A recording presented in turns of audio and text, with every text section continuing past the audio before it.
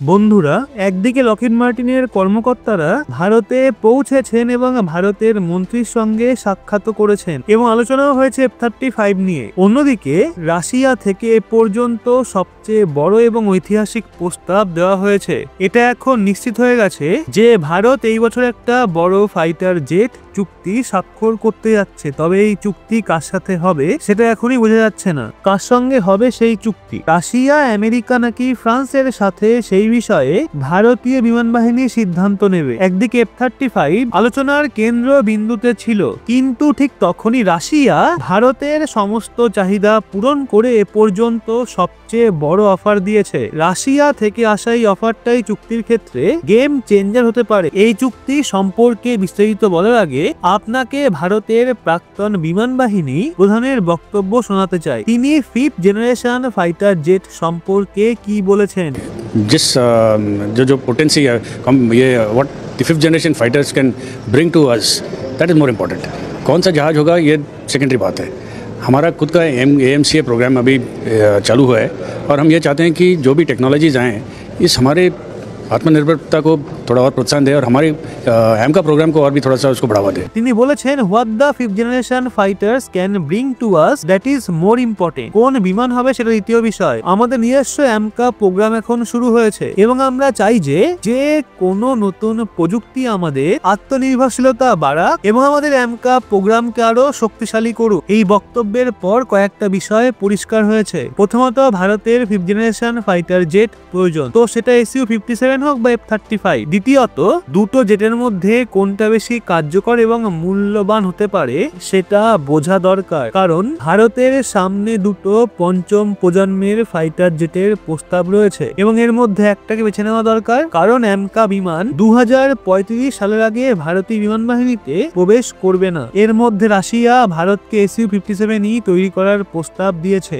যা aero India 2025 এর সময় দেওয়া হয়েছিল। এই প্রস্তাবের আওতায় রাশিয়া ভারতকে সম্পূর্ণ ট্রান্সফার অফ টেকনোলজি দিতে রাজি হয়েছে, যাতে ভারত এই ফাইটার জেটকে নিজের মতো করে পরিবর্তন করতে পারে এবং দেশীয় অস্ত্র এবং সিস্টেম যুক্ত করতে পারে। এটা ভারতের জন্য একটা বড় অপরচুনিটি হতে পারে, কারণ এটা ভারতীয় বিমান বাহিনীকে শক্তিশালী করার পাশাপাশি ফাইটার জেট প্রযুক্তিতে আত্মনির্ভরশীলতে সাহায্য করবে। রাশিয়ার রোসোব্রন এক্সপোর্ট এবং ইউনাইটেড এয়ারক্রাফট কর্পোরেশন ভারতকেই অফার দিয়েছে, যার আওতায় SU-57 জেটের লোকাল ম্যানুফ্যাকচারিং এর কথা বলা হয়েছে।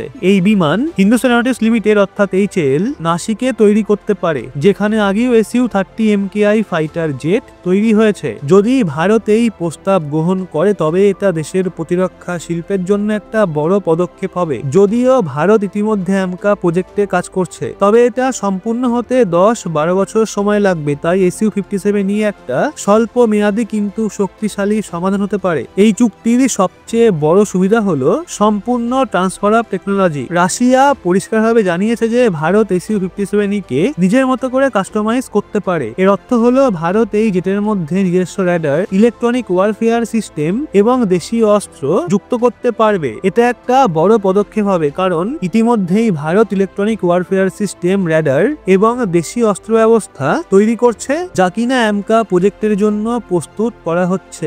রাশিয়ার রোস্টেক কর্মকর্তাদের মতে ভারত চাইলে এই জেটে নিজস্ব ডিজাইন এবং সিস্টেম সংযুক্ত করতে পারবে। এটা একটা বিরল সুযোগ, কারণ সাধারণত বিদেশি প্রতিরক্ষা চুক্তিতে এই ধরনের পরিবর্তনের অনুমতি দেওয়া হয় না। তো এই ফাইটার জেটের ইঞ্জিন কি হবে সেটাও একটা গুরুত্বপূর্ণ প্রশ্ন।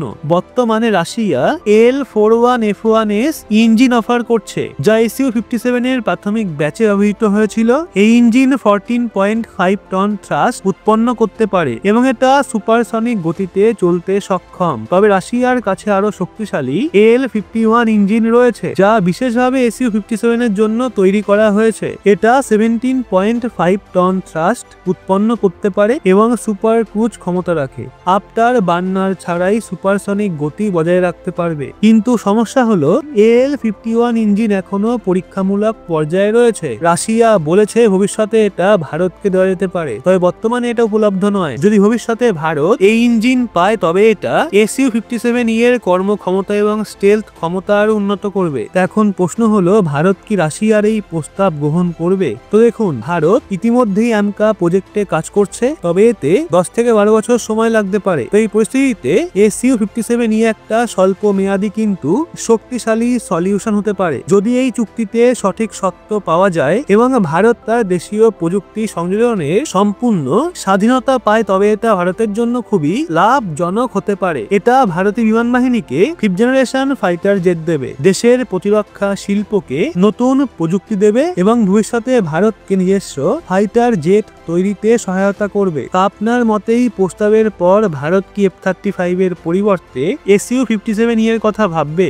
কি মনে হয় আপনার কমেন্টে অবশ্যই জানান। এবং যদি এই তথ্যমূলক ভিডিওটা আপনার ভালো লেগে থাকে তবে অবশ্যই লাইক করে ইনফরমেশনটা শেয়ার করুন আপনার বন্ধু বান্ধবদের। লেটেস্ট ইনফরমেটিভ ভিডিও পেতে সাবস্ক্রাইব করে চোখ রাখুন রহস্য বাংলার পর্দায়।